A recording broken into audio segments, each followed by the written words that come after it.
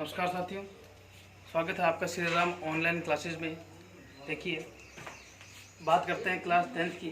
Last lecture में मैंने आपको चतुर्भुज के कुछ प्रकार बताए थे, कुछ त्रिभुजों की मैंने बात की थी आपसे कि कैसे चतुर्भुज होते हैं। जब तक आपको इन बेसिक चीज़ों का पता नहीं है अपने को, तो शायद अपने वो चीज़ प्राप्त नहीं कर सकते जिसके पीछे अपने भाग रहे हैं। मतलब नॉलेज के पीछे अपन भाग रहे हैं, नॉलेज आपको नहीं मिलेगा जब तक आपको बेसिक नहीं पता। तो उस बेसिक्स की ओर मैंने कल ध्यान दिया था आपका। आज उसी बेसिक के अकॉर्डिंग कुछ क्वेश्चन हैं, देखते हैं। क्वेश्चन नंबर तो 8 है आपका, पहले उसकी बात कर लेते हैं। क्वेश्चन नंबर 8 कह रहे हैं कि 4 पॉइंट दिए हैं आपको। पॉइंट है 1 और -2 और 3 0 1 2 -1 और 0। कह रहा है कि प्रूव करो कि चारों शीर्ष जो हैं किसके हैं? वर्ग के हैं। देखिए, आपको प्रूव कर रहे हैं वर्ग है, कोई बात नहीं, करेंगे अपन। सबसे पहला तरीका, ये चारों क्या है? शीर्ष है, मतलब ये 4 पॉइंट है, 1 2 3 4। ठीक है, अब ये पॉइंट है, ये देखो, इसको मानता हूं मैं 1 और ये लगातार दे रखे हैं, A B C D लगातार दिए ना, इसको यही मानेंगे। इसको माना A B C D, तो कोई दिक्कत नहीं है, मैं यहाँ इसको मान लेता हूँ। इस तरह से कोई मैंने एक चतुर्भुज बनाया, ये A है, ये B है, ये C है और ये यहाँ लिखने की आवश्यकता नहीं है, A B C D यहाँ पे लिखा हुआ है। ठीक है, अब ये वर्ग है तो भाई ये तो पक्की बात है कि वर्ग है तो चारों भुजाएं क्या होंगी? बराबर होंगी। सिद्ध करना है आपको ये बात। देखिए, सिद्ध करने के लिए पहले मतलब क्या करना पड़ेगा, ये ए बी दूरी निकालनी है। ए बी दूरी, फिर बी सी दूरी, फिर सी डी दूरी और फिर डी ए। पहले ये काम करते हैं अपन। तो भुजा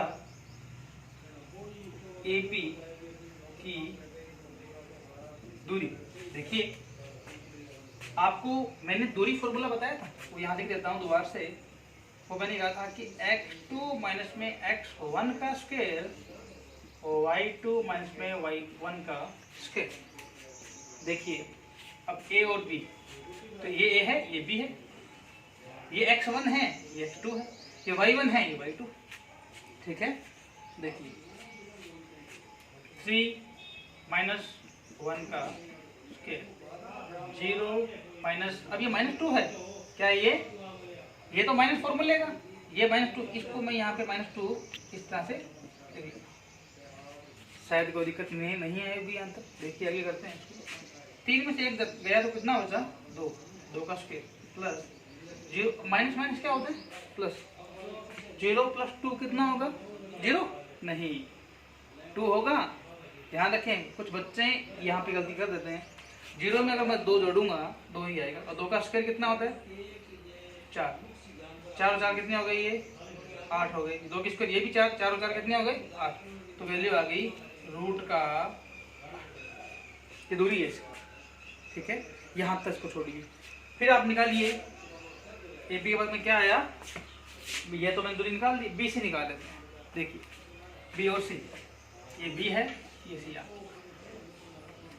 x2 माइनस x1।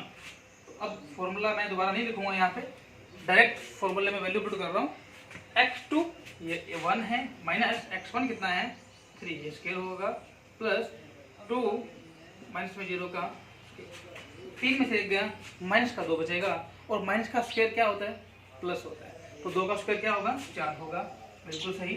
4, 2 में से 0 गया, 2 का स्क्वायर कितना होता है? 4। यहाँ भी वैल्यू क्या आएगी? इस प्रकार से आप BC निकाल लिया, 2 भुजाएं मैंने निकाली है, तो आप घर पर ट्राई करें और चारों भुजाएं आपस में क्या आ जाएगी? बराबर। अब एक बात नोट करने वाली थी, कल मैंने एक बात विशेष बात बोली थी। मैंने कहा था कि चारों भुजाएं बराबर हों तो आप ये नहीं कह सकते कि वो वर्ग है, वो समचतुर्भुज भी हो सकता है भाई। इसलिए आपको क्या निकालना पड़ेगा?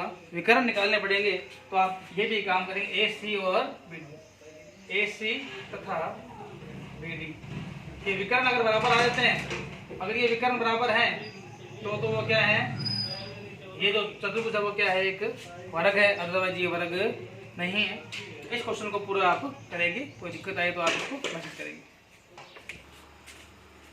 क्वेश्चन नंबर 9 जो है आपका, क्वेश्चन नंबर 9 में आपको एक सिद्ध करना है, 3 पॉइंट दिए हैं आपको, बोला है कि ये एक समबाहु त्रिभुज है, सिद्ध करना है इसको। तो ये खुद आप कर सकते हैं, तीनों आपको दूरियां निकालनी। अगर तीनों दूरियां बराबर आती है तो आप कह सकते हैं कि यह त्रिभुज जो है एक समबाहु त्रिभुज है। ये क्वेश्चन नंबर 10 एक नया शब्द मिला है आपको यहाँ पे, वो लिखा हुआ है कि ये 3 पॉइंट है, सिद्ध करें कि तीनों बिंदु जो है वो सरेखीय है। सरेखीय का मतलब क्या होता है? सरेखीय मतलब होता है तीनों एक ही रेखा पर स्थित हैं, यानी कि एक रेखा है, इस पे 3 बिंदु हैं, तो ये तीनों बिंदु क्या होंगे? सरेखीय, मतलब एक ही रेखा पर तीनों बिंदु यहाँ पे स्थित हैं। अब इसे कैसे प्रूव करते हैं, ये आपके लिए नया है, इसे समझते हैं पहले अपन। देखिए मैं इसको ग्राफ पे बनाता हूँ। देखो 1 और 1 कहाँ होगा? यहाँ होगा, बिंदु है 1 और 1, ठीक है। अब ये -2 कहाँ है? -2 x का मान यहाँ होता है, देखो, और 7 कहाँ होगा? ये ऊपर होगा भाई, कहीं भी इतना लगभग यहाँ तक मानो आप, या यहाँ मान लो, कोई दिक्कत नहीं। अपन उसे एक कच्चा चित्र बना रहे हैं अपन, कोई पका नहीं करते। ये आपका मान लो 3 और 3, 1 2 3 तो ये रहा, -3 कहाँ है? यहाँ होता है, 1 2 2 3, तो ये बिंदु आ जाएगा, ये आपके बढ़ेगी की रेखा, ठीक है। अब रेखा पे इसको प्रूव कैसे करेंगे? देखिए ध्यान रखिएगा, आप यहाँ मानना है इसको, किसी को 1 माने, B और C माने। एक बात बताओ, सरेखीय तो एक बात पक्की होगी ना कि AB प्लस BC बराबर क्या आएगा? AC आएगा या नहीं आएगा? अगर 3 बिंदु सरेखीय हैं तो क्या आएगा? AC बराबर AB प्लस में BC। देखो जैसे कैसे, मान लो ये पूरा 9 मीटर है, मान लो पूरा कितना है? 9 मीटर। मैंने काम किया, इसको A माना, यहाँ मान लिया मैंने B, और ये मान लिया मैंने C। AC कितना है? 9। अब एक बात बताओ, ये 9 है, अब ये AB प्लस में BC कुछ भी हो, ये AB मान लो 4 है तो ये 5 है, तो AB प्लस में BC 9 आएगा या नहीं आएगा? आएगा ना, क्योंकि पूरा 9 था, बीच में से मैंने कट किया कहीं पे, दोनों जोड़ तो फिर 9 ही आएगा। ये पूरा रेखा है, AC कुछ भी है मान लो, ये पर एक ही रेखा पर है, इस AC की वैल्यू AB प्लस में BC तो आएगी या नहीं आएगी? आएगी ना, बिल्कुल आएगी। तो ये इसका मतलब होता है, सरेखीय को इस तरह से प्रूव करते हैं। अब मैंने इस तरह से ग्राफ बनाने से आपको एक फायदा मिलेगा, फायदा ये मिलेगा कि आपको पता लग गया कि बिंदु कौन सा क्या माने। A क्या मानेंगे आप? 2, इसको मानेंगे, ये A है आपका। फिर B क्या मानेंगे आप? 1 1, ये मानेंगे C। ये होता है सरेखीय के प्रतिबंध। आप लिखेंगे किसी बिंदु के सरेखीय होने की शर्त ये होती है। तो इस तरह से आप तीनों पॉइंट आपको दिए हुए हैं, इनकी दूरियां आपको दूरी सूत्र से निकाल कर देखनी है। आज के लिए इतना ही, कल 9.1 के आगे क्वेश्चन करेंगे। कोई भी क्वेश्चन में आपको डाउट लगे, आप व्हाट्सअप नंबर है आपके पास मेरा, उस पर आप मैसेज करें और उसका आपको मैं ऑडियो रिकॉर्डिंग आपको भेज दूंगा। आज के लिए इतना ही, थैंक यू।